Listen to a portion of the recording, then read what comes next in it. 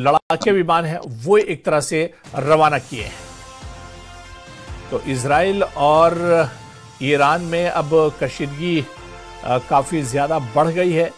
आज सुबह दरअसल ये हमले किए गए, इजराइल और अमेरिका की तरफ से संयुक्त तौर पर मुश्तरका तौर पर यह हमला किया गया था और उसके बाद ईरान ने भी इसका पलट जवाब दिया है, पलटवार किया है इजराइल और अमेरिका के ऊपर। और इस हमले के किस तरह से चारों तरफ से धुआं ही धुआं नजर आ रहा था।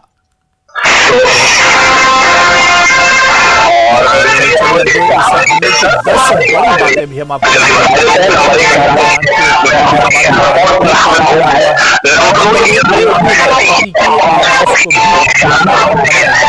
इसी तरह से नंबर 3 ईरान का मंत्रालय और सुप्रीम कोर्ट पर भी इजरायली सेना ने कई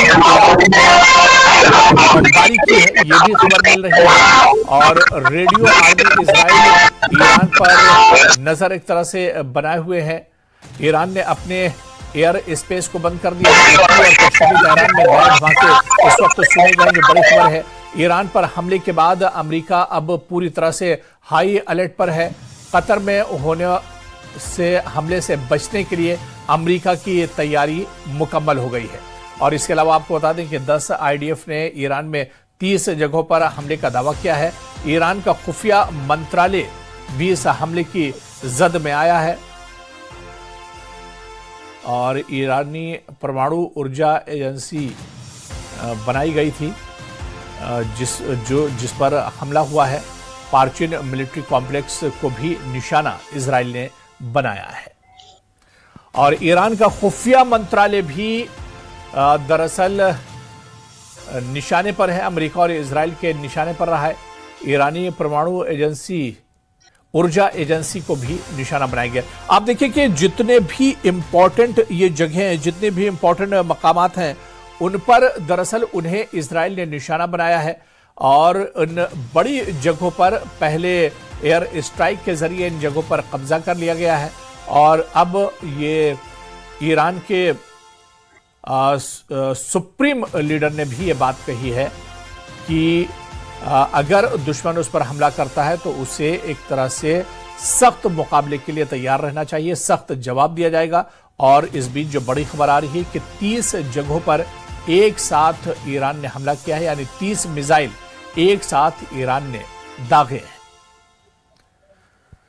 तो जो कशीदगी मशरिक़ वस्ता में काफी दिनों से बनी हुई थी, आग का ढेर एक तरह से तैयार था, उसमें चिंगारी की जरूरत थी और ऐसे में अब चिंगारी लग चुकी है, यानी काफी ज्यादा एक तरह से नुकसान ईरान का हो चुका है।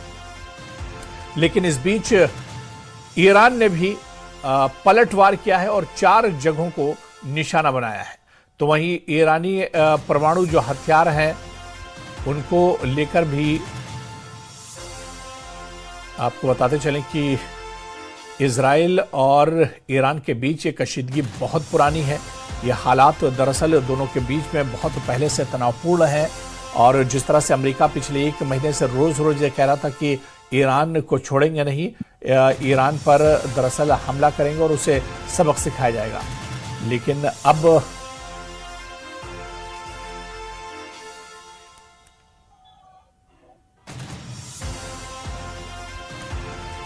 और ईरान ने इजराइल पर 100 से ज्यादा मिसाइलें दागी हैं। जो इस वक्त बड़ी खबर, ईरान ने तल अवीव पर हमला किया है। ईरान ने इजराइल पर 100 से ज्यादा मिसाइलें दागी हैं। जी हां, बड़ी खबर, ईरान ने इजराइल के तल अवीव पर ये 100 मिसाइलें दागी हैं।